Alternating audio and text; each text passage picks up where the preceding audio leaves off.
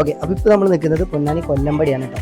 അപ്പോൾ ഇവിടെ അറിയാലോ, ഇവിടെ വളരെ ചെറിയ ഒരു സ്പേസിലാണ് ഈ വീട് നിൽക്കുന്നത്. അതുകൊണ്ട് തന്നെ ഓവർഫ്ലോ ഉണ്ടാകുന്ന സമയത്ത് അവിടെ കുളം പോലെയാണ് വെള്ളം വരുന്നുണ്ടാവുക കേട്ടോ. അപ്പോൾ അതൊരു വലിയ ബുദ്ധിമുട്ടായിട്ടാണ് കസ്റ്റമർ നമ്മളോട് പറഞ്ഞത്.